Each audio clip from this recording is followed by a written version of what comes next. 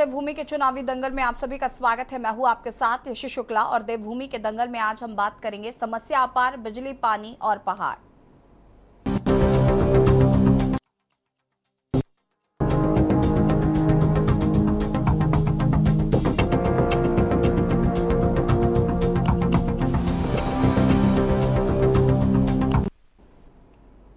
और देवभूमि के दंगल में हम आगे बढ़ेंगे, लेकिन उससे पहले आपको ले चलते हैं इटावा, जहां पर मुख्यमंत्री योगी आदित्यनाथ क्या कुछ कह रहे हैं, सुन लेते हैं। सम्मान करने के लिए आए हैं। भारतीय जनता पार्टी ने कहा है भारत की आस्था का सम्मान होगा। भारतीय जनता पार्टी कहती है भारत के अंदर एक समान नागरिक कानून को हम लागू करेंगे। भारतीय जनता पार्टी कहती है कि हमारे व्यापारी और बेटी को सुरक्षा देंगे। और ये लोग जो आतंकवादियों के और माफियाओं के लिए फतिया पढ़ने का काम कर रहे हैं ना, इनको 5 साल के लिए फिर से कहे कि जाओ भाई आप फतिया ही पढ़िए, हमें देश को आगे बढ़ाने दीजिए। अरे माफिया और अपराधियों के लिए फतिया पढ़ने से क्या देश का विकास होगा क्या? और इसीलिए बहनों भाइयों मैं आपसे कहने के लिए आया हूं, मोदी जी के नेतृत्व में 10 वर्ष में जो भूतपूर्व कार्य हुआ है पूरे देश के अंदर, इसीलिए एक स्वर से लोग बोल रहे हैं कि फिर एक बार मोदी सरकार, फिर एक बार तो मोदी सरकार के लिए हमें प्रचंड बहुमत के साथ कमल चुनाव चिन्ह पर वोट देना होगा। और बहनों और भाइयों, इसी के लिए भारतीय जनता पार्टी ने पूर्व केंद्रीय मंत्री, लोकप्रिय जनप्रिय नेता डॉक्टर रामशंकर कठेरिया को फिर से इटावा की इस लोकसभा सीट पर प्रत्याशी बनाकर के उतारा है। बहनों और भाइयों, रामशंकर कठेरिया आपके बीच में फिर से प्रत्याशी बनकर के आए हैं। 80 लोकसभा सीट उत्तर प्रदेश के अंदर है। हमने तय किया है 80 की 80 सीट, अब तक 16 सीटों पर चुनाव हुए हैं। 16 की 16 सीटों पे मोदी जी के नेतृत्व में भारतीय जनता पार्टी और सहयोगी दल जीत रहे हैं ये सभी। और हम चाहते हैं हम 80 के 80 लोकसभा सीट चुनाव जीते, आत्मनिर्भर और विकसित भारत बनाने में हम भी मोदी जी के अभियान का हिस्सा बने। और इसके लिए मैं आप सभी और औरैया वासियों से भी कहूंगा, आप भूले नहीं होंगे समाजवादी पार्टी का वह कृत्य। आप देखो, मुलायम सिंह जी की मृत्यु हुई थी, वे प्रदेश के पूर्व मुख्यमंत्री थे। मैं प्रदेश का मुख्यमंत्री था तब भी मैं गया और मैं उनके घर में गया, श्रद्धांजलि देने के लिए गया। हमारी पार्टी के नेता गए, प्रधानमंत्री जी ने भी संवेदना व्यक्त की। लेकिन बहनों भाइयों, जब कल्याण सिंह जी का, सरदेव कल्याण सिंह जी की मृत्यु हुई, समाजवादी पार्टी ने एक भी शब्द संवेदना के व्यक्त नहीं किए। देखो, कल्याण सिंह जी के लिए कोई संवेदना नहीं व्यक्त करते। और अभी एक माफिया मरा था, उसके घर में फतिया पढ़ने के लिए समाजवादी पार्टी के नेता गए थे। क्या आप स्वीकार करेंगे क्या इस समाजवादी पार्टी को? क्या स्वीकार करेंगे क्या? और आपके यहां मेडिकल कॉलेज देने का काम भी इसी भारतीय जनता पार्टी की सरकार ने किया है। आप जान रहे हैं ना, किया था ना। और इसीलिए बहनों और भाइयों, आज हम सब आपके बीच आए आपसे कहने के लिए, भारतीय जनता पार्टी आपकी सुरक्षा और समृद्धि के लिए पूरी युद्ध स्तर पर कार्य करेगी। और इसके लिए आज हम सब आपसे आह्वान करने के लिए आए हैं। डॉक्टर रामशंकर कठेरिया को भारी बहुमत से विजयी बना के भेजेंगे। देखो, हम दोनों लोग कई वर्ष तक साथ संसद में काम किए हैं, कई वर्ष तक काम किए हैं। और जब एक केंद्र में मंत्री थे, मैं इनको जहां भी बोलता था ये मेरे साथ चल पड़ते थे, मंत्री के रूप में भी। बहनों और भाइयों, इसीलिए आपसे अपील करने के लिए आया हूं, भारी बहुमत से विजयी बनाएंगे।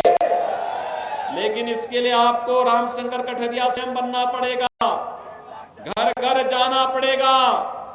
जितना वोट गत चुनाव में आपने इनको दिया है उससे दुगने वोट से चुनाव जिता के भेजना पड़ेगा, तब जीत अच्छी मानी जाएगी। सहमत है? सहमत है ना?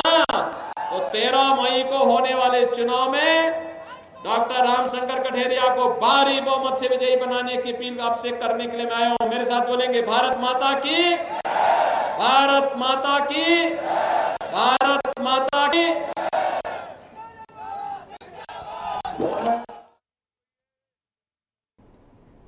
और इटावा से मुख्यमंत्री योगी आदित्यनाथ को सुन रहे थे, जिन्होंने रामशंकर कठेरिया के लिए वोट अपील की है और साथ ही साथ विपक्षी दलों पर भी जमकर निशाना साधते हुए नजर आए। देवभूमि उत्तराखंड के जंगलों में लगी भीषण आग के बीच बिजली के दामों में हुई बढ़ोतरी ने राज्य में सियासत को गरमा दिया है। दरअसल ऊर्जा प्रदेश उत्तराखंड में एक बार फिर से बिजली के दामों को बढ़ाया गया है। बिजली दरों में 6.92% की बढ़ोतरी कर दी गई है। बीपीएल श्रेणी के अलावा हर श्रेणी पर बिजली दरों को बढ़ाया गया है। उत्तराखंड विद्युत नियामक आयोग ने नई दरों का ऐलान किया और नई दरें उपभोक्ताओं पर 1 अप्रैल से ही लागू होंगी। इतना ही नहीं, बिजली दरों के साथ ही फिक्स चार्ज में भी बढ़ोतरी की गई है। राज्य में लोकसभा चुनाव के मतदान के बाद बढ़ोतरी से उपभोक्ताओं को महंगाई का बड़ा झटका लगा है। वही विपक्ष ने इसके खिलाफ विरोध प्रदर्शन के साथ ही सरकार के इस फैसले को तुरंत वापस लेने की मांग की है। वही कांग्रेस प्रदेश अध्यक्ष करण माहरा ने मुख्यमंत्री धामी को पत्र लिखकर पहले से महंगाई की मार झेल रही जनता पर बिजली के दाम बढ़ाकर और महंगाई का बोझ न डालने की मांग की। वही महंगी बिजली के बीच राज्य में पेयजल का संकट भी गहरा गया है।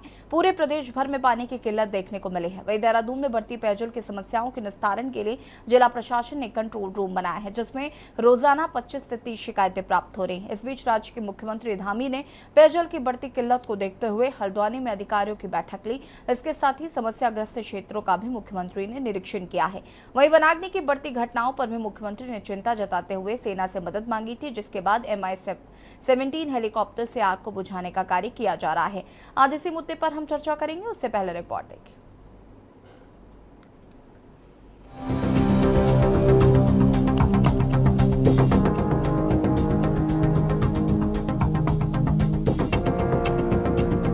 प्रदेश उत्तराखंड के जंगलों में लगी आग थमने का नाम नहीं ले रही है। जंगलों में लगी आग से अब तक 60-150 हेक्टेयर से ज्यादा जंगल जलकर राख हो गए हैं। वनों में आग लगने में से एक और जहां वन संपदा को नुकसान हो रहा है, तो वहीं दूसरी ओर पहाड़ में रह रही जनता को कई दिक्कतों का सामना करना पड़ रहा है। जंगलों में लगी आग अब रिहायशी इलाकों तक पहुंच गई है, जिसने सरकार की चिंता बढ़ा दी है। हालांकि राज्य के मुख्यमंत्री पुष्कर सिंह धामी का कहना है कि जल्द वनाग्नि पर काबू पा लिया जाएगा।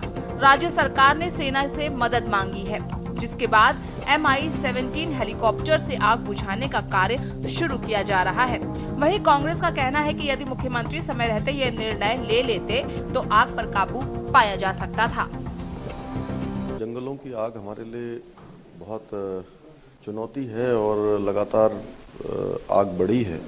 उसको लेकर हम लगातार तैयारी भी कर रहे हैं। लगातार जो ज़रूरत की चीज़ें हैं उसके लिए भी काम कर रहे हैं। सेना से भी हमने मदद मांगी है। सेना के हेलीकॉप्टर भी आज पानी डाल रहे हैं और भी मैं भी आज हल्द्वानी में भी अभी इस पर मैं मीटिंग करने वाला हूं। कल यहाँ देहरादून में भी करी है। हमारा हर प्रयास रहेगा कि जल्दी से जल्दी इस आग पर काबू पाया जाए। हम इसके लिए काम कर रहे हैं। सेना के हेलीकॉप्टर भी लगाए गए? हाँ, सेना के लोगों से मदद मांगी है। आज सेना के हेलीकॉप्टर भी इस काम में कर गए। चलिए, देर आए दुरुस्त आए। कुछ समय बाद याद तो आई उनको वनाग्नि की चुनाव से फुर्सत मिली है और अब फुर्सत तो नहीं है वैसे, लेकिन आए हैं। उत्तराखंड की याद तो आई है इन लोगों को कम से कम। और जिस तरीके से वनाग्नि पूरे प्रदेश के जंगल दहक रहे हैं, वो निश्चित रूप से उत्तराखंड के लिए बहुत ही, सरकार के लिए भी शर्म की बात है और उत्तराखंड के लिए शर्म की बात है। वहीं एक तरफ जहां पहाड़ की जनता वनाग्नि से परेशान है, तो वहीं दूसरी ओर जनता पर सरकार ने एक बार फिर महंगाई का बोझ डाल दिया है। दरअसल ऊर्जा प्रदेश उत्तराखंड में एक बार फिर से बिजली के दामों को बढ़ाया गया है। बिजली दरों में 6.92% की बढ़ोतरी कर दी गई है। बीपीएल श्रेणी के अलावा हर श्रेणी पर बिजली दरों को बढ़ाया गया है। उत्तराखंड विद्युत नियामक आयोग ने नई दरों का ऐलान किया है। नई दरें उपभोक्ताओं पर 1 अप्रैल से ही लागू होंगी। इतना ही, बिजली दरों के साथ ही फिक्स चार्ज में भी बढ़ोतरी की गई है। राज्य में लोकसभा चुनाव के मतदान के बाद बढ़ोतरी से उपभोक्ताओं को महंगाई का बड़ा झटका लगा है। वहीं विपक्ष ने इसके खिलाफ विरोध प्रदर्शन के साथ ही सरकार के इस फैसले को तुरंत वापस लेने की मांग की है। ऐसा न करने पर उग्र आंदोलन की चेतावनी भी दी गई है। वहीं आम जनता ने भी सरकार के इस फैसले को जनता की कमर तोड़ने वाला फैसला बताया है। देखिए, बिजली का ऐसा है, ये तो पहले पब्लिक मरी भी थी हर चीज़ से, और पहले कोरोना आ चुका, फिर ये बाढ़ का हो गया। अब सरकार ने रही सही कसर जो है बिजली महंगी करके 7% की बढ़ोतरी कर दी। आम जनता का तो मरण हर तरीके से है। बड़ी दुखद स्थिति है। हमारा राज्य विद्युत उत्पादन में शीर्ष पे कहलाता है। बड़े बड़े जल संस्थान हैं जिनसे बिजलियों का निर्माण होता है, और हर बार उत्तराखंड की जनता का उत्पीड़न होता है। इस बार भी 7% इन्होंने बिजली दरें बढ़ाई हैं। आम जनता इस समय बहुत त्रस्त है, क्योंकि जिस तरह से अगर देखा जाए तो आम जन के पास अभी नौकरी नहीं है, कमाने का जरिया नहीं है, और दिन पर दिन जो है महंगाई की मार बढ़ती जा रही है। भाई राशन से लेकर के खाने का तेल ले लीजिए, बच्चों की पढ़ाई ले लीजिए, और यहाँ तक कि स्कूल में पढ़ने वाली जो किताबें हैं उस तक का जो है रेट बहुत ज़्यादा बढ़ चुका है। बच्चों की फ़ीस है, बच्चों की स्कूल की ड्रेस है, और यहाँ तक कि जो भी छोटी छोटी चीज़ें वो कहीं दिन पर दिन बढ़ती जा रही है। उत्तराखंड की सरकार तो कुंभकर्ण की निंद्रा सोई हुई है। जनता पर महंगाई की मार हो, जंगलों में जो है अग्नि की मार हो, कहीं भी सरकार जो है सबक लेने के लिए तैयार नहीं है। कुछ भी जो है सरकार के पास आपदा प्रबंधन की तैयारी नहीं है। सरकार के सारे मंत्री जो है दिल्ली दरबार की परिक्रमा लगाने में व्यस्त हैं, भाजपा के जो है अन्य चुनाव मैनेजमेंट में व्यस्त हैं, लेकिन जो है अपने विभाग की कोई जिम्मेदारी समझ ही नहीं रहा। मुख्यमंत्री भी जो है स्टार प्रचारक बने हुए अन्य राज्यों में, लेकिन जिस राज्य के वो मुख्यमंत्री हैं, जहाँ की जनता के सुख दुख की उनकी जिम्मेदारी है, वहाँ की वो जो है जिम्मेदारी नहीं समझ रहे। कांग्रेस का तो इस वक्त मानसिक संतुलन मुझे लगता है चुनाव को लेकर, हार को लेकर के निराशाजनक, दिवालिया घोषित हो चुका है उनको ये दिखाई नहीं देता कि माननीय मुख्यमंत्री जी लगातार पूरे प्रदेश के जनहित के कार्यों में जुटे हुए हैं। अगर वो आज बैठक ले रहे हैं वन अग्नि को लेकर के, तमाम चीज़ों को लेकर के, तो वो जनहित के ही कार्य हैं, और मुख्यमंत्री जी बिल्कुल सक्रियता के साथ में प्रदेश की जितनी भी समस्याएं उनके ऊपर बैठक करके अधिकारियों को दिशा निर्देश दे रहे हैं। लेकिन विपक्ष इस वक्त मुद्दा विहीन विपक्ष है, और मुझे लगता है केवल आरोप ही लगाना उनका काम है, लेकिन धरातल पर कहीं वो दिखाई भी नहीं देते। कुल मिलाकर पहाड़ प्रदेश उत्तराखंड की जनता एक और जहां वनाग्नि की बढ़ती घटनाओं से परेशान है, तो वहीं दूसरी ओर बिजली के बढ़ते दामों ने आम जनता की परेशानी को और भी ज्यादा बढ़ा दिया है। सवाल ये है कि क्या राज्य सरकार बिजली बढ़ोतरी के दामों को वापस लेगी? क्या सेना की मदद से सरकार वनाग्नि की रोकथाम कर पाने में सफल होगी? उत्तराखंड डेस्क रिपोर्ट, के न्यूज इंडिया। जी हाँ, तो एक और जहां पर उत्तराखंड के जंगलों में आग लगी हुई है, जहां एक और लगातार उस आग को बुझाने का प्रयास किया जा रहा है, तो वहीं दूसरी तरफ पानी का संकट भी है। और अगर हम बात करें तो अब प्रदेश में बिजली की दरों को भी बढ़ा दिया गया है, यानी कि जनता पर महंगाई का एक और बड़ा झटका जनता को दिया गया है। अब जनता इसको कैसे वहन करेगी ये तो देखना होगा, लेकिन बड़ा सवाल ये है कि अगर हम उत्तराखंड को ऊर्जा प्रदेश कहते हैं तो आखिर उत्तराखंड में इतनी महंगी बिजली क्यों है? आज इसी को समझने की कोशिश करेंगे। मेहमान हमारे साथ जुड़ चुके हैं, उनसे आपका परिचय करा देते हैं। कुंवर जपेंद्र सिंह जी, प्रदेश प्रवक्ता बीजेपी से हमारे साथ जुड़ चुके हैं। देवचंद उत्तराखंडी, केंद्रीय प्रवक्ता यूकेडी से हमारे साथ जुड़ चुके हैं, और अरुण शर्मा जी, वरिष्ठ पत्रकार है, हमारे साथ जुड़ चुके हैं। आप सभी का बहुत बहुत स्वागत है। शुरुआत जपेंद्र जी आपसे ही करेंगे। बिजली प्रदेश कहते हैं उत्तराखंड को, और उसके बावजूद भी अगर उत्तराखंड में इतनी महंगी बिजली मिलेगी और इसका जो सीधा असर आम जनता पर पड़ रहा है, सबसे पहले तो इस पर आपका मैं रिएक्शन चाहूंगी कि क्या जिस तरीके से दरें बढ़ाई गई हैं, आपको नहीं लगता है कि जनता वैसे भी त्रस्त थी, अब और ज्यादा त्रस्त हो जाएगी? उत्तराखंड ऊर्जा प्रदेश है, इसमें कोई शक, लेकिन जिस तरह से उत्तराखंड के अंदर इंडस्ट्रियलाइजेशन हुआ है, आबादी का दबाव बढ़ा है, लोगों के रोजगार के नए नए साधन उपलब्ध हो रहे हैं, उसके लिए इंडस्ट्रियलाइजेशन भी बहुत जरूरी है, और हर चीज में कहीं ना कहीं कॉस्ट बढ़ रही है। तो डेफिनेटली जो विद्युत का उत्पादन है वहां भी थोड़ा सा कॉस्ट इफेक्शन है, वहां भी कॉस्ट ऊपर जा रही है। तो बहुत ये न्यूनतम दरें बढ़ाई गई हैं, और ऐसा नहीं है कि ये न्यूनतम दरें बढ़ाई गई हैं और इसमें सिर्फ बढ़ती ही हैं, पीछे कम भी की गई, क्योंकि आने वाला समय गर्मियों का है, एकदम विद्युत की मांग भी बढ़ जाती है, और सप्लाई तो उतनी ही है, सप्लाई तो बढ़नी नहीं है। जितने मेगावाट का प्लांट है वो उतना ही उत्पादन करेगा, तो ये एक वैकल्पिक व्यवस्था है और इससे हमें नहीं लगता कि इस पे वहाँ थोड़ा सा बोझ अवश्य पड़ेगा, लेकिन समय आने पे ये दरें कम भी की जाती हैं और ये आज की जो है समय के अनुरूप इसे अगर थोड़ी सी विभाग ने बढ़ोतरी की है तो इसे बहुत न्यूनतम बढ़ोतरी के रूप में देखा जा रहा है, बहुत कम की गई है। तो इसमें शायद विपक्ष को राजनीति नहीं करनी चाहिए। ये तो विपक्ष की जहां सरकारें हैं उन प्रदेशों में भी ऐसे ही होता है, उन प्रदेशों में भी समय समय पर प्राइस बढ़ते भी हैं, घटते भी हैं, तो ये कोई राजनीतिक मुद्दा नहीं है। ठीक है, देवचंद जी हमारे साथ जुड़े हुए हैं, क्या कुछ कहना चाहेंगे?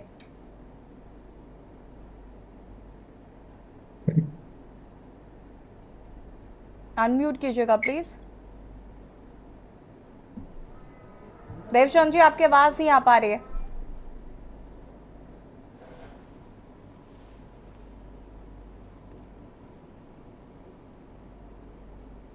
देवचंद जी की आवाज को प्लीज फिक्स करिएगा। वापस आते हैं आपके पास। अरुण शर्मा जी हमारे साथ लगातार बने हुए हैं। अरुण जी, अगर हम बात करें तो जिस तरीके से यहाँ पर हम देख रहे हैं कि बिजली की दरों को बढ़ाया गया है, कैसे देख रहे हैं इसको? क्योंकि जनता पहले ही महंगाई के बोझ के तले दबी हुई है। अब ऐसे में अगर बिजली की दरों को बढ़ाया जाएगा तो क्या ये एक अधिकतम भार नहीं होगा जनता पर? निश्चित तौर पर यसी देखिए, बिजली के बिल का बढ़ना या बिजली की दरों का बढ़ना हमेशा हम उपभोक्ता के ऊपर बड़ा असर डालता है। अब जैसे लगभग 7% बिजली का बिल बढ़ा है, तो आप ये लगा लीजिए कि जिसका 2000 रुपये बिल आता हो उसका अब 140 रुपये और ज्यादा आएगा। तो निश्चित तौर पर जब चारों तरफ से महंगाई की मार हो तो उसमें ये बिजली के बिल की बढ़ोतरी निश्चित तौर पर एक बड़ी मार है। और ये देखिए, अब ये कहे कुछ भी, क्योंकि निश्चित तौर पर उत्तराखंड बिजली के उत्पादन में जो सर्वोच्च प्राथमिकता वाले राज्य है उनमें से एक है और बड़े पैमाने पर यहाँ बिजली का उत्पादन होता है। केवल जल विद्युत योजनाओं से ही नहीं, सौर ऊर्जा के प्लांट भी बहुत जगह लगे हैं, पूरे पहाड़ के पहाड़ पर सौर ऊर्जा के प्लांट लगे हैं और उनसे भी बिजली का उत्पादन होता है। और निश्चित देखिए, एक तरफ टिहरी बांध से हम लोगों को केवल 12.5% विद्युत मिल रही है, जबकि यूपी को 25% मिल रही है। जब बांध हमारे यहाँ है, उत्तराखंड में है, लेकिन 25% बिजली यूपी को दी जा रही है। क्योंकि उस समय जब ये टिहरी डैम बना था तो उस समय यूपी के ही हम हिस्सा होते थे। और वही हिस्सेदारी आज तक यूपी को मिल रही है। और उत्तराखंड को आज भी 12.5% मिल रहा है, जबकि उत्तराखंड को 37.5% उस बिजली उत्पादन का मिलना चाहिए था। तो ये भी कहीं ना कहीं उस पैरवी में भी कमजोरी है जो आज तक 24 साल में हमको हमारा हिस्सा नहीं मिल पा रहा है। तो ये भी एक वजह है। अब हमें महंगी बिजली दूसरे राज्यों से खरीदनी पड़ती है या केंद्रीय पूल से खरीदनी पड़ती है, तो वो महंगी पड़ती है। और इसीलिए आज ये जो मार पड़ी है कहीं ना कहीं उसको एक लेवल पे लाने के लिए की जा रही है, जो हम केंद्रीय पुलों से ले रहे हैं, महंगे दामों पे ले रहे हैं और हमारी जरूरत जितनी है उतनी उत्पादन की उतनी बिजली हमको नहीं मिल पा रही है। तो कहीं ना कहीं वो एक जो गैप है उसे भरने के लिए मुझे लगता है ये बिजली के दाम बड़े हैं और ये निश्चित तौर पर आम उपभोक्ता को एक झटका देंगे।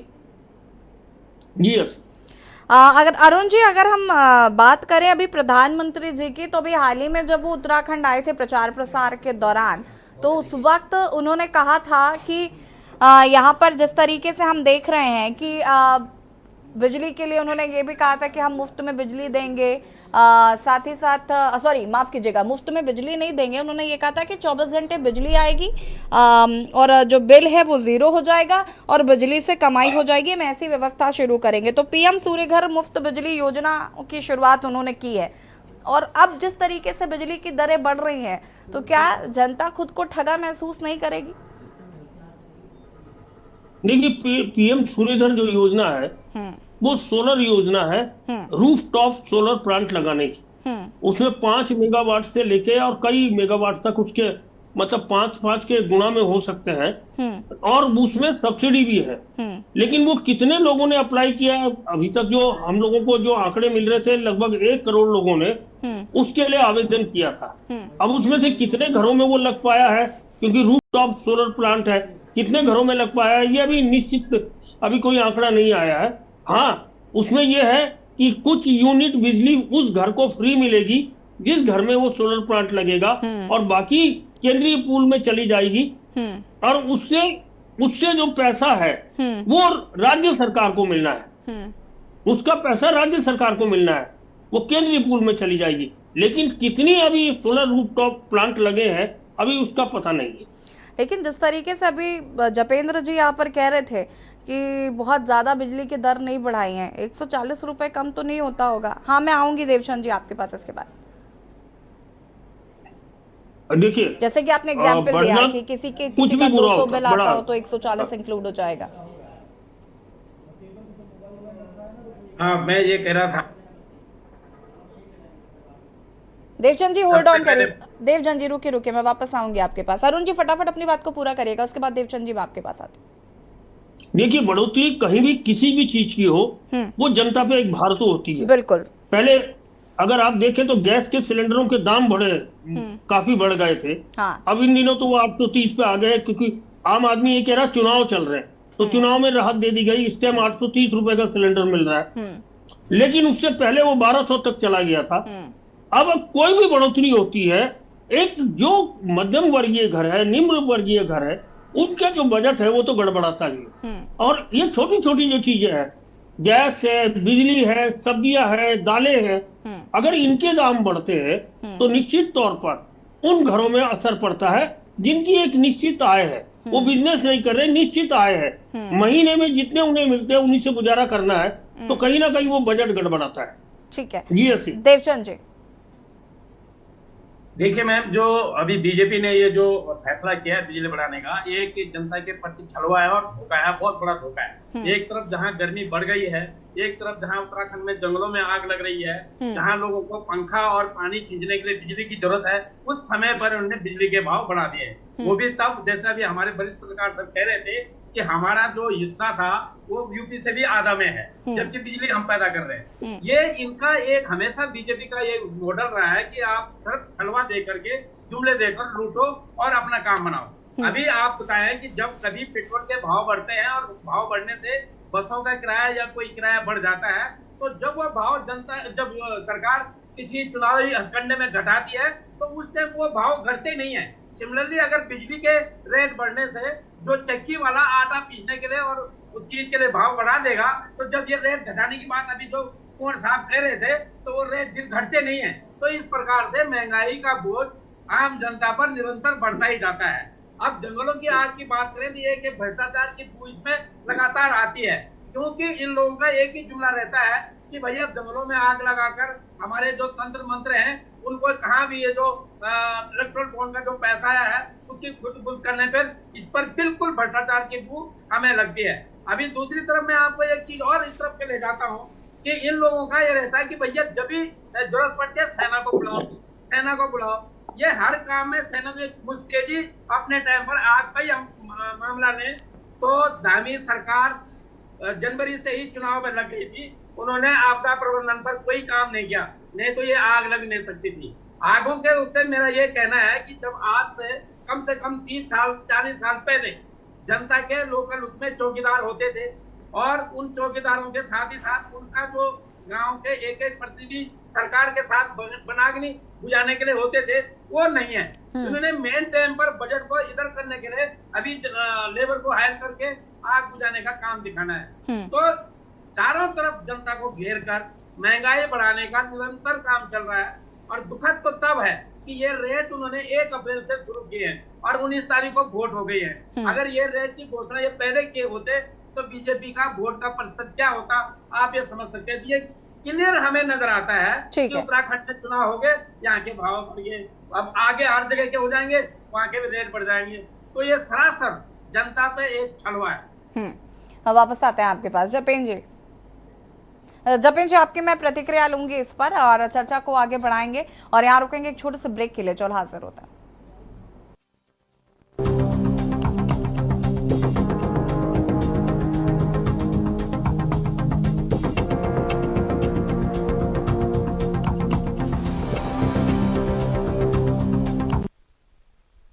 समस्या अपार, बिजली, पानी और पहाड़ है। ब्रेक के बाद एक बार फिर से आप सभी का स्वागत है। चर्चा हम इसी पर कर रहे हैं। मेहमान हमारे साथ लगातार बने हुए हैं। जपेंद्र जी से जवाब ले लेते हैं। जपेंद्र जी, क्या कुछ कहना चाहते हैं? जिस तरीके से देखिए आरोप लगा रहे कि ये दरें आपने अब इसलिए बढ़ाई ताकि उसका असर चुनाव में देखने को ना मिले, और अब बिजली दरें बढ़ गई हैं, जनता परेशान है। और हम सिर्फ बिजली दरों की ही बात नहीं कर रहे हैं, हम वनाग्नि की भी बात कर रहे हैं, और जो पानी की समस्या अब उत्तराखंड में लोगों को फेस करनी पड़ रही है हम उसकी भी बात कर रहे हैं। उस पर क्या कहना चाहेंगे?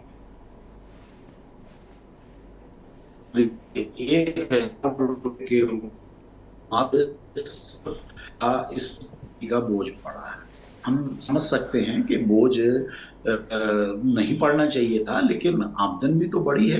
राज्य कर्मचारियों की भी आमदन बढ़ी है, और जो इकोनॉमिकली ये मार्केट में जो एक फ्लो आया है, कर्मचारियों को तो वेतन ही नहीं मिल रहा। कर्मचारियों की तो ये समस्या है ना कि उनको वेतन नहीं मिल रहा। आप कह रहे हैं उनकी सैलरी बढ़ा दी है हमने, उनको तो वेतन ही नहीं मिल पा रहा है, इसीलिए तो प्रदर्शन कर रहे हैं जगह जगह पर।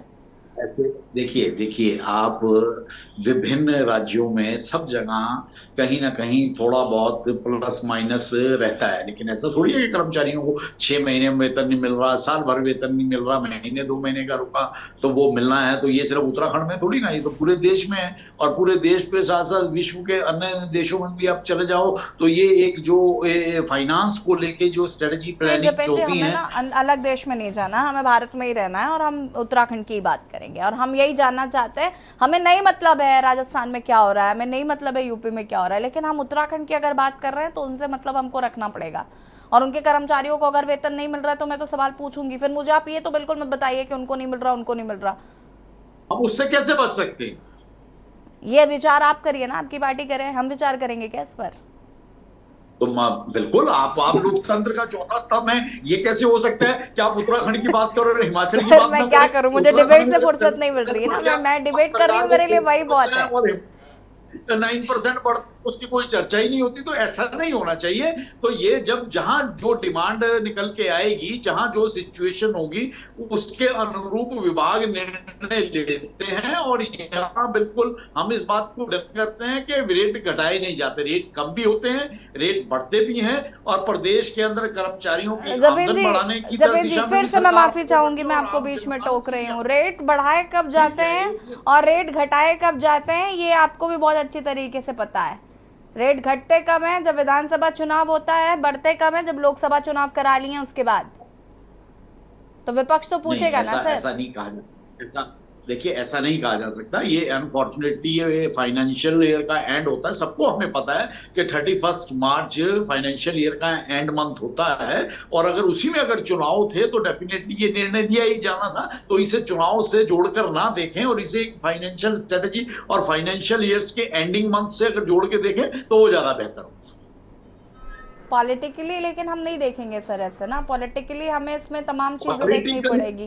पॉलिटिकली तो विपक्ष को बहुत कुछ नजर नहीं आता। चलिए, लेकिन अब मुझे ये बता दीजिए कि डबल इंजन की सरकार की ताकत हमको कब देखने को मिलेगी? जपेंद्र जी मुझे बताइए ना, इधर उधर की बातें मत करिए, मुझे सीधे सीधे बताइए कि डबल इंजन की सरकार की ताकत कब देखने को मिलेगी? जो उत्तराखंड की बिजली है वो यूपी के लोग क्यों इस्तेमाल कर रहे हैं, उत्तराखंड वाले क्यों नहीं कर पा रहे हैं? और अगर आप अगर सीना ठोक के इस बात को कहते हैं कि हम डबल इंजन की ताकत है, तो वो ताकत दिखनी भी तो चाहिए धरातल पर। बिल्कुल वो ताकत दिख रही है, और भविष्य में भी दिखेगी। जब टिहरी बांध का निर्माण हुआ था तो वो उत्तर प्रदेश सरकार थी, हम उत्तर प्रदेश का हिस्सा थे, तो टेक्निकली और लीगली हम उसे चैलेंज नहीं कर सकते। लेकिन हाँ, इतना जरूर है कि अब आज उत्तराखंड के अंदर तब स्थितियां और थी, तब हमारे पास विद्युत की डिमांड और कंजम्पशन भी कम थी, लेकिन आज 24 वर्षों में डेफिनेटली कंजम्पशन भी बढ़ी है, हमारे ऊपर बोझ भी बढ़ा है, और हम अपना हिस्सा बढ़ाने का प्रयास कर रहे हैं कि जो हमारा 12.5% हिस्सा हमें टिहरी बांध में से मिलता है, डेफिनेटली वो 25% से ऊपर जाए। इसकी तरफ से सरकार प्रयासरत है, और आने वाले समय में निश्चित तौर पर इसके सुखद नतीजे भी सामने आएंगे। ठीक है, वापस आते हैं आपके पास। देवचंद जी कुछ कहना चाहते हैं इस पर? देखिए, अभी जो कुंवर साहब ने बोला है वो सिर्फ उत्तराखंड में ऐसी नीति चल रही है कि अभी तक हमारी सरकार के पास जो भी आंदोलन हुए हैं उनके ऊपर उन्होंने समिति बना दिया, उसका आज तक रिजल्ट नहीं। कुंवर जपेंद्र जी ने भी अभी यही बोल दिया है कि किया जा रहा है, हो जाएगा, हो सकता है, लेकिन इनकी सरकार, डबल इंजन की सरकार पिछले 7 साल से यहाँ पर है और 10 साल से सेंटर में है, इन्होंने हमारे लिए कुछ नहीं किया है। ऐसा नहीं है देवचंद जी, आप भी स्थितियों को समझते हैं। मैं इनका जो भ्रष्टाचार का जो मामला है उसको मैं एक पढ़ के नाम पढ़ने से सुना दूंगा। ये विजय माल्या, मेहुल चौकसी, नीरव मोदी, निशान मोदी, वैद, आशीष जोवन पुत्र, सनी कार्ला, आरती कार्ला, संजय कार्ला, वर्षा कार्ला, सुधीर कार्ला, इस प्रकार से ये 28 लोग हैं जिनसे ओनली रुपीज प्रॉपर्टियां और संसाधन अटैच किए जा चुके हैं। केंद्र सरकार द्वारा सभी की प्रॉपर्टियां और एसेट्स अटैच किए जा चुके हैं। एक एक करके जपेन जी आप अपने टाइम पे बोलिएगा। जपेन जी प्लीज। मैं अभी टिहरी डैम के ठीक ऊपर पोखर में बैठा हूँ और जहाँ पर मैं ये देख रहा हूँ हमारा खेत गया, खलियान गया, सब कुछ गया, और उसके बाद बिजली के लिए भी हम तरस रहे हैं, और जो बिजली मिल रही है वो भी दिन प्रतिदिन बढ़ती जा रही है। और इस बिजली के बढ़ने से न केवल बिजली के 40-45 रुपए का फर्क है, बल्कि तमाम संसाधनों पर इसका असर पड़ रहा। मैं अभी आपको जैसे बता रहा था कि एक टाइम अगर बिजली के बढ़ने से आटा पिसाई का कीमत अगर बढ़ जाती है तो वो फिर वापस घट के नहीं आती है। इस प्रकार से ये निरंतर बढ़ती जा रही है। हमारा पलायन का मुख्य कारण ही ये है कि चारों तरफ से हम पर महंगाई की मार, बेरोजगारी की मार, वन जंगल और जल जंगल जमीन को हमसे लूटने का काम जो बीजेपी सरकार कर रही है, और जो पिछले 2-3 सरकारें ये जो कर रही थी वो हम लोग चले जा रहे हैं। अब समय आ गया है कि इस बिजली जो वर्तमान रेट बढ़े हैं, इसी के लिए हम जल्दी सड़कों पे आएंगे और इसको जरूर वापस कराएंगे, और धामी सरकार को उनको ऐतिहासिक तौर पर देवचंद जी यही समस्या है विपक्ष की कि हम अब जल्दी सड़कों पर आएंगे। आपको अब तक सड़कों पर आ जाना चाहिए था, इतनी देरी करते हैं इसीलिए पीछे रह जाता है विपक्ष। अभी तो आप सोच ही रहे हैं कि हमें सड़कों पर आना है, आपको तो आज सड़कों पर आ जाना चाहिए था जब दरें बढ़ रही थी। तो अभी देखो मैम, एक तरफ तो आप समझ सकते हैं कि हम तो उत्तराखंड का यही तो रहा है कि हम हमेशा सत्यवादी और अहिंसावादी रहे हैं। हम भी अगर इनकी तरह तोड़ फोड़ के हड़तालों पे आते तो कभी सड़कों पे आ जाते, लेकिन अभी भी हम ये कह रहे हैं कि अगर शांतिपूर्ण तरीके से ये फैसला वो वापस लेते हैं तो ठीक है, नहीं तो हम तुरंत कार्रवाई के लिए सड़कों पर जरूर आएंगे। ठीक है, हमारे साथ मंजू त्रिपाठी जी, कांग्रेस प्रवक्ता भी जुड़ चुके हैं। मंजू जी आपका भी बहुत बहुत स्वागत है। ठीक है मंजू जी, क्या कुछ कहना चाहते हैं? प्रदेश में बिजली दरें बढ़ गई हैं, वनाग्नि जिस तरीके से देखने को मिल रही है, साथ ही साथ अगर हम बात करें तो पानी की भी समस्या हो गई है।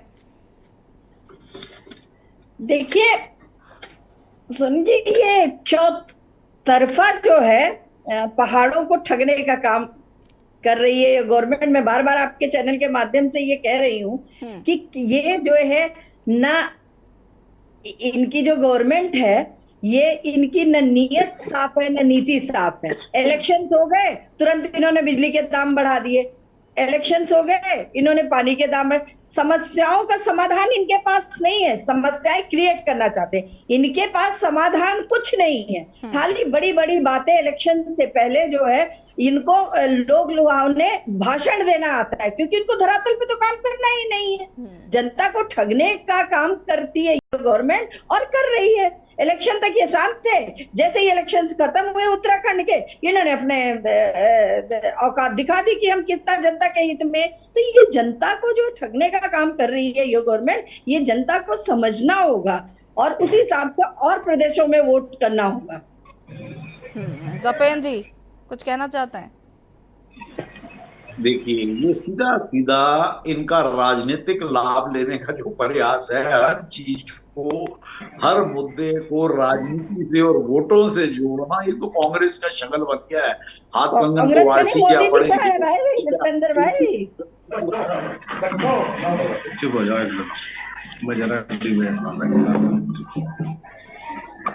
जपेन जी। तो इनकी ये गलतफहमी तो निश्चित तौर पर प्रदेश के अंदर बहुत एक अच्छे काम हो रहे हैं, और ठीक है 7% की वृद्धि हुई है, तो डेफिनेटली हम अपना हिस्सा बढ़ाने का टिहरी बांध के उत्पादन में सरकार प्रयास कर रही है और उसमें सफलता मिलेगी, और निश्चित तौर पर हमारे रेट जो है जनता की आशा के अनुरूप बहुत कम भी होगी।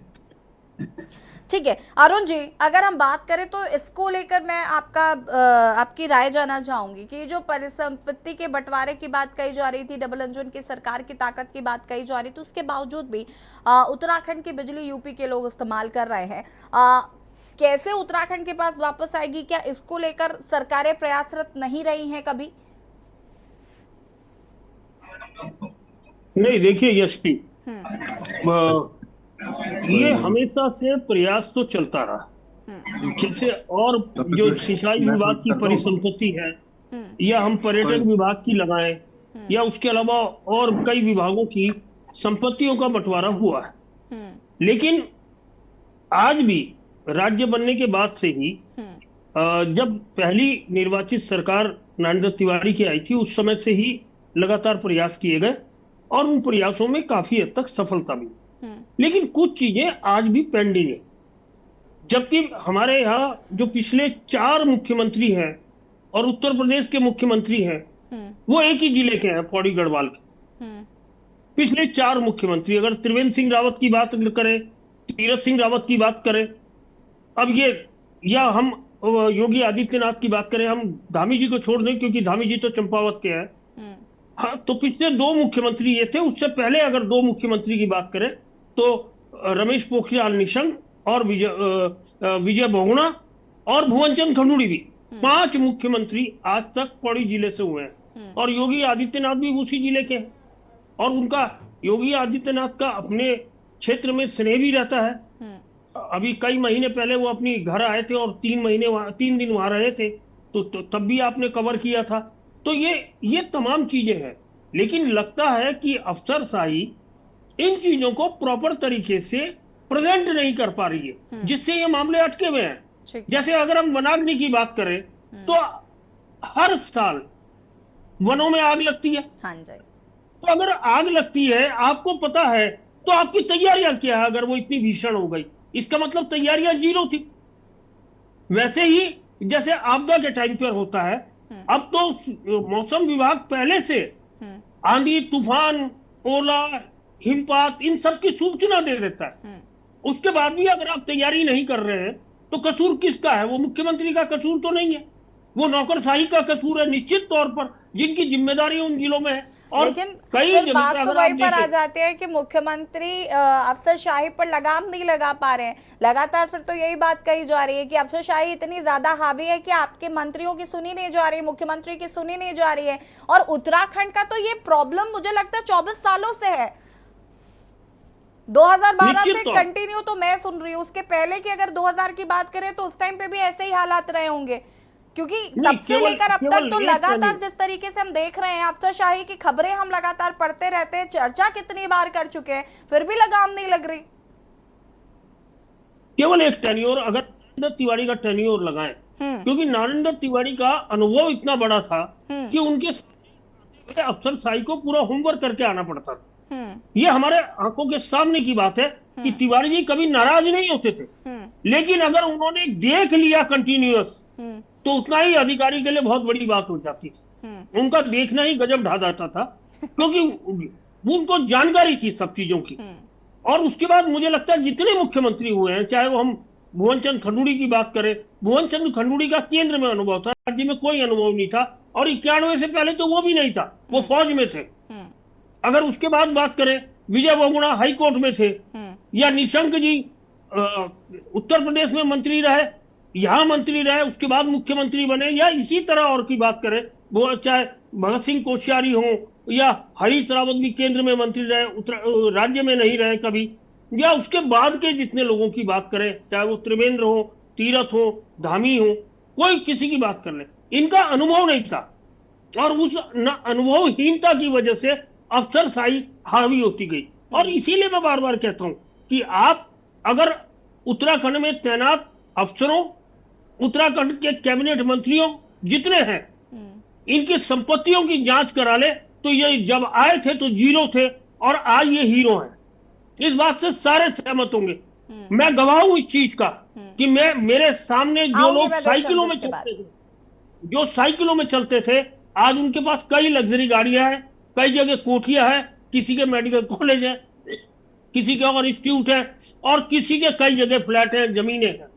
और एक मामला तो अभी उछला था कि जो कैबिनेट मंत्री है गणेश जोशी, उनकी इतने साल की कमाई 34 लाख रुपए है और उनकी जो पूरा का पूरा उन्होंने वो हलफनामा दिया है चुनाव से पहले, वो 9 करोड़ का दिया है। तो जिसकी आमदनी 34 लाख है उसको 9 करोड़ की परिसंपत्तियां कहां से आ गई? अब ये देखिए बहुत बड़े बड़े सवाल है और इन सवालों को बहुत कम खड़ा किया जाता है, क्योंकि ये कहा जाता है कि कहीं ना कहीं आप मैनेज कर लेते हैं चीजों को, इसलिए ये चीजें बाहर नहीं आ पाती। तो ये बहुत सारी चीजें हैं। हमने क्योंकि इस उत्तराखंड से पहले से हम पत्रकारिता से जुड़े रहे और आज तक जुड़े हुए हैं। 24 साल से हम विधानसभा कवर कर रहे हैं, हमें पता है किस आदमी की क्या हैसियत थी और आज क्या है, बड़े लोग हो गए हैं। तो ये तमाम चीजें हैं। मैं इसीलिए कह रहा हूं कि वो अफसरशाही इन्हें सिखाती है कि शॉर्टकट से पैसा कैसे कमाया जाता है, इसलिए ये अफसरशाही पर लगाम लगाने में लगातार नाकाम हो जाती है। जपेन जी जवाब दीजिए, उसके बाद देवचंद उत्तराखंडी जी का रुख करेंगे, फिर मंजू त्रिपाठी जी। निश्चित तौर पर भ्रष्टाचार एक अपने आप में बहुत एक चिंतनीय विषय है और सरकार का प्रयास, चाहे हम केंद्र के स्तर से देख लें या राज्य के स्तर से देख लें, तो भ्रष्टाचार को खत्म करने की दिशा में जितने प्रयास भारतीय जनता पार्टी की ओर से केंद्र में या राज्यों में हुए हैं, आज तक कभी किसी सरकारों में नहीं हुए। और हम ये भी नहीं कहते कि भ्रष्टाचार तो केवल कांग्रेसियों ने ही किए हैं, हम भ्रष्टाचार, लेकिन भ्रष्टाचार से आदमी धन कमाने से बड़ा नहीं हो जाता। हमें यह भी सोचना चाहिए, अगर आपने अपनी समाज के अंदर, शहर के अंदर, व्यवस्थाओं के अंदर अगर आपने अपनी साख गवा दी, अपना नाम गवा दिया, तो ऐसा धन किस काम का, ये भी हम बहुत स्पष्टता से कह रहे हैं। तो ये हमारी एक अंतरात्मा का विषय है कि हम जितने लोग राजनीतिक सामाजिक जीवन में हैं, तो ये हम लोगों को तय करना है कि हम अपनी जन्मभूमि, हम अपनी मातृभूमि के लिए क्या सर्विस दे रहे हैं। रही ब्यूरोक्रेट्स की बात, तो ब्यूरोक्रेट्स का एक अलग से एक ढर्रा होता है। उस ब्यूरोक्रेसी को सुधारने की दिशा में कांग्रेस की सरकारों में कभी प्रयास नहीं हुए। पहली बार 2014 के बाद से केंद्र में, राज्यों में ब्यूरोक्रेसी। जपेन जी ये सरासर गलत बात है और मैं हम सच्चाई पर भी इस बात को मान ही नहीं सकती, क्योंकि अफसरशाही इतनी आ गई है। मंजू जी भ्रष्टाचार युक्त हो गई है। मंजू जी एक सेकंड रुक जाइए प्लीज। जपेंद्र जी, बात यहाँ पर ये हो रही है कि आपकी ही कैबिनेट के मंत्री जो हैं वो आरोप लगा चुके हैं, अफसरशाही को लेकर कितनी बार कंप्लेन कर चुके हैं, उसके बाद भी क्या हुआ? कुछ नहीं हो पाया। अफसरशाही पर अभी भी लगाम नहीं लगी। आप कैसे कह रहे हैं कि आप प्रयासरत हैं? कोई प्रयास कहीं नजर नहीं आ रहा है सर।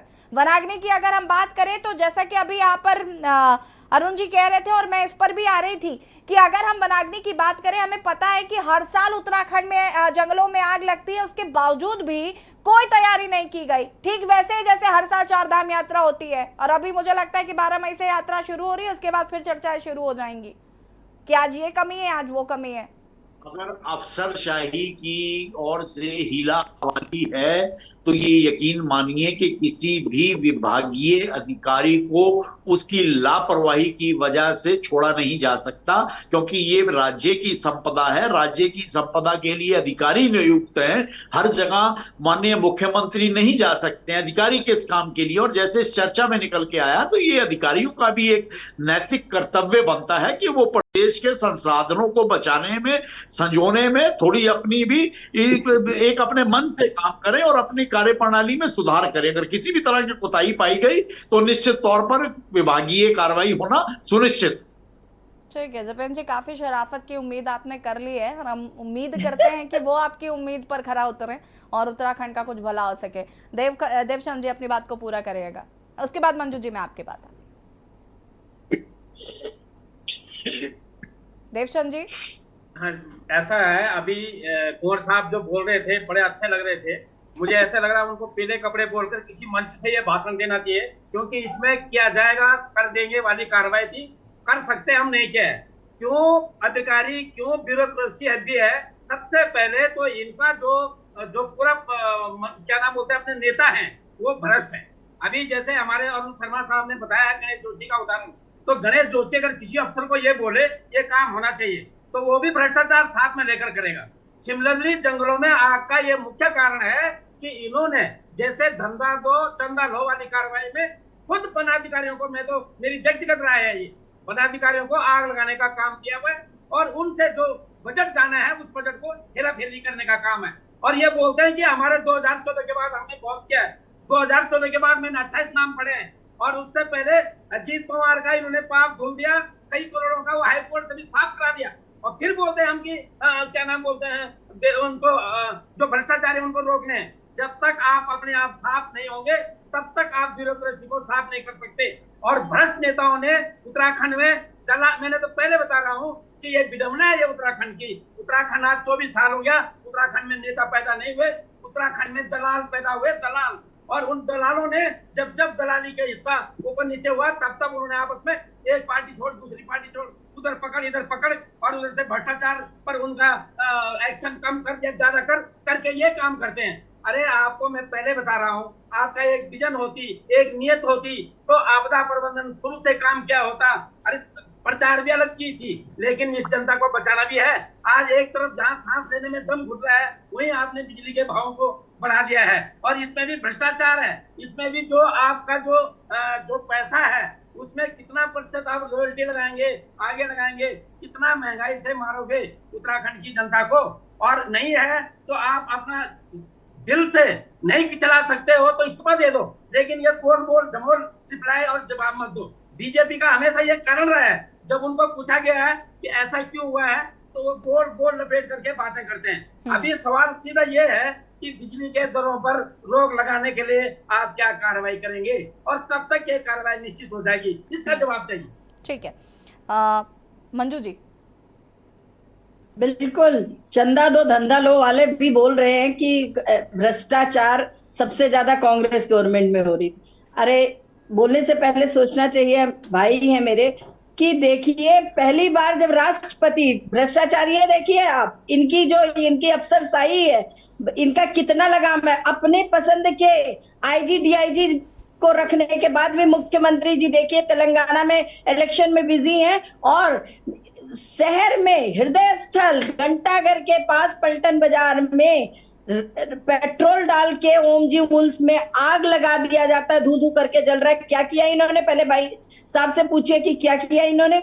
इससे पहले जब राष्ट्रपति देहरादून शहर के अंदर थी तो करोड़ों की चोरी रिलायंस ज्वेलर्स में हो गई और उसका आज तक कोई न पकड़ा गया न कुछ कहा। बड़ी बड़ी बातें तो इनको करने आती है, जुमलेबाजी में तो ये हीरो बनते हैं, लेकिन जनता है, जनता जनार्दन को क्यों चल रहे हो भाई? ये जो है पृथ्वी किसी की भी नहीं है। इस तरह से महंगाई बेरोजगारी से त्रस्त है जनता और आपने इलेक्शन खत्म होते बिजली के दाम बढ़ा दिए। अरे भाई ये कितना लूटोगे जनता को? इस गवर्नमेंट से पूछना चाहती हूँ। अब तो भ्रष्टाचार युक्त हो गई है भाजपा, अब क्यों कांग्रेस को कोस रहे हो? डबल इंजन की सरकार है आपकी, 10 साल से आप लोग हैं उधर बंद धू धू करके जल रहे हैं, दम घुट रहा है। अभी भाई साहब ने कहा जिस तरह से दम घुट, यहाँ आपने बिजली के दाम बढ़ा दिए। अरे जो रोजमर्रा की जपेन जी मैं आऊंगी, रुक जाइए।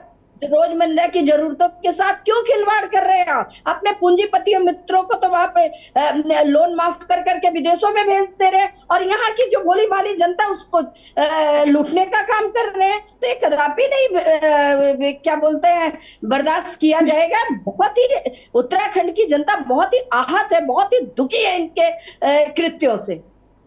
जपेन जी देखिए, अभी हमारी बहन ने एक घटना का जिक्र करा। अभी कल ही एसएसपी ने प्रेस कॉन्फ्रेंस करी और पूरे शहर के अंदर कैमरे खंगालने के बाद 2 घंटे के अंदर ही ये पर्दाफाश हो गया। तो इस घटना को अंजाम देने वाला अपराधी कौन था, उसके खिलाफ कार्रवाई हुई, उसके खिलाफ एफआईआर दर्ज हुई। तो लॉ एंड ऑर्डर की स्थितियों को बेहतर बनाना और कार्रवाई करना हमारे पुलिस अधिकारी बेहतर जानते हैं। आप कौन सा गश्त पे जब पेट्रोल डाल के दुकानें चली भाई, अपराधी अपराध करने का प्रयास करता है, लेकिन हमारी पुलिस अधिकारी बहुत सक्षम अधिकारी हैं। हमारी कार्यप्रणाली करोड़ों की चोरी हो गई राष्ट्रपति के रहते हुए और घंटे 2 घंटे के अंदर इन घटनाओं का खुलासा करना और अपराधियों की धरपकड़ शुरू करना, ये इसे इस तरह से भी देखिए और कहीं ना कहीं कार्रवाई करने वाले अधिकारियों को प्रोत्साहित भी करिए। हमेशा राजनीति का समय नहीं होता। प्रोत्साहित करिए। एक बार राष्ट्रपति आई तो रिलायंस ज्वेलर्स में करोड़ों की चोरी होगी, दूसरी बार राष्ट्रपति आई तो इस तरह से हो जनता के साथ करेंगे तो फिर सरकार के अच्छे कामों की कम से कम उसे भी प्रोत्साहित करिए। तब ना बताया जाए यही अच्छा काम है कि इलेक्शन के बाद बिजली के दाम बढ़ा दिए गए, यही अच्छा काम है। नहीं होते और मात्र राजनीति के दांव पेच और द्वंद खड़े करना ये विपक्ष का शगल बन गया है, जो अच्छी बात नहीं। वो तो आप लोग करते हैं, जो हमारी मैनिफेस्टो में नहीं थी, मोदी जी उस मंगलसूत्र की बात करते हैं। आज तक की न्यूज उठा के देख लीजिए, जिसको उन्होंने खंडित कर दिया कि ऐसी अच्छी बातें कांग्रेस के manifesto back to Uttarakhand debate please. Devchand ji फटाफट अपनी बात को पूरा करेगा प्लीज। मैं तो बीजेपी सरकार को सीधे सरकार मानता हूँ। ये जो सब हो रहा है उनकी भ्रष्ट होने के नाते ही ब्यूरोक्रेसी भ्रष्ट है। और मैं आप एक छोटा सा उदाहरण लेता हूँ। सेना को अभी आग लगी, सेना को बुलाया जाता है। एक रिखनी खाल में एक हादसा होता है, एक पुलिस इंस्पेक्टर एक रिटायर्ड सूबेदार मेजर को ऐसी गंदी गाली देता है और उसका कंप्लेंट करता है, उस पर कोई एक्शन नहीं लिया जाता। क्यों? जिसका मियां थानेदार दर खाएगा। जब सीएम से लेकर के नीचे सारे नेता इनके भ्रष्ट होंगे तो ब्यूरोक्रेसी भ्रष्ट होगा। और इसका जितना ज्यादा उदाहरण ये है कि विधानसभा में जो एक विधानसभा के अध्यक्ष ने एक लगाया था तो उनके अधिकारियों ने 10 लगा दिए और आज वो फिर बेरोजगारी की मार झेल रहे हैं। तो भ्रष्टाचार मैं सिर्फ आपके सारांश में इतना करूंगा कि भ्रष्टाचार मुक्त करने के लिए सबसे पहले सरकार को ही भ्रष्टाचार छोड़ना पड़ेगा, इनको भ्रष्टाचार मुक्त होना पड़ेगा, तभी भ्रष्टाचार रुक सकता है। जपेन जी देखिए, अभी हमारे प्रवक्ता साथी ने सीधे सरकार भ्रष्ट कभी भी नहीं। ठीक है, सरकार ने अगर कहीं कोई कमी पाई जाती है, किसी अगर पोस्ट पर बैठा हुआ व्यक्ति गलत करता है तो निश्चित तौर पर उसके खिलाफ कड़ी कार्रवाई होती है। आप लोगों को उसकी बात करनी चाहिए। सरकार पूरी निष्ठा से, ईमानदारी से प्रदेश के विकास के लिए काम कर रही है। मुख्यमंत्री रात दिन काम कर रहे हैं, तो आपको अपने मुख्यमंत्री पर भरोसा होना चाहिए। और जहां कहीं भ्रष्टाचार कर रहे हैं, इलेक्शन खत्म होते ही बिजली के दाम बढ़ा दिए। चले ठीक है, अग्रवाल पर कब एक्शन होगा? ठीक है, अरुण शर्मा जी की अंतिम प्रतिक्रिया, फटाफट अपनी बात को पूरा करेगा अरुण जी प्लीज। देखिए यसी मैं पहले ही कह चुका हूं कि ये जो चुनाव के तुरंत बाद जो बिजली के दाम बढ़े हैं, ये आम आदमी को संशय में डालता है कि केवल चुनाव तक ये क्यों रुके थे। अगर चुनाव से पहले कर देते तो क्या उसका चुनाव पे असर पड़ता? निश्चित तौर पर। दूसरी चीज, वनाग्नि की घटनाएं और पानी का संकट, ये दोनों एक साथ जुड़े हुए हैं। क्योंकि अगर हमारे वनों में आग लगेगी तो जो हमारे प्राकृतिक स्रोत है, जो उत्तराखंड में बहुतायत में है, उन प्राकृतिक स्रोतों पर असर पड़ेगा। उसके अलावा वन्य जीव पर असर पड़ेगा, क्योंकि जहां आग लगेगी वहां अगर वन्य जीव है तो वो फिर गांव की तरफ, शहरों की तरफ बढ़ेगा और कहीं ना कहीं वो जो संतुलन है, पर्यावरण संतुलन है, वो बिगड़ेगा। तो ये सारी चीजें एक दूसरे से जुड़ी है। और 1980 वन अधिनियम 1980 से पहले वहां लकड़ी का पातन का अधिकार ग्रामवासियों का होता था जंगल में, जो खत्म हो गया। उससे पहले वही ग्रामवासी उन वनों की रक्षा करते थे और इसीलिए पहले कभी वनाग्नि की इस तरह की घटनाएं नहीं होती थी, क्योंकि वो जो आसपास के गांव वाले होते थे वही सबसे बड़े पहरेदार होते थे उस जंगल के। लेकिन अब क्या हुआ, वन अधिनियम 1980 आने से जो वनों में उनका अधिकार था, जो वो वहां से चारा लाते थे, जो लकड़ी लाते थे अपने घर के लिए, वो सारा खत्म हो गया और उसकी वजह से वो चौकीदारी भी खत्म हो गई। और जब चौकीदारी खत्म हुई और जहां धरपकड़ शुरू हुई, अगर कोई गांव वाला गलती से जंगल में घुस जाता है तो वहां फॉरेस्ट वाले उसको पकड़ लेते हैं, उससे पैसे वसूल करते हैं, तब छोड़ते हैं। तो उसकी वजह से ये वनाग्नि की घटनाएं इतनी तेजी से बढ़ रही है और हर साल पहले से ज्यादा हो रही है। तो इसको भी ध्यान में रखना पड़ेगा और निश्चित तौर पर सरकार को विचार करना चाहिए कि वन अधिनियम वनों के हित में है या अहित में है। बिल्कुल। जी बिल्कुल, आप सभी का बहुत बहुत शुक्रिया चर्चा में शामिल होने के लिए और उम्मीद करते हैं कि जो वनाग्नि है उसे जल्द ही खत्म किया जाएगा।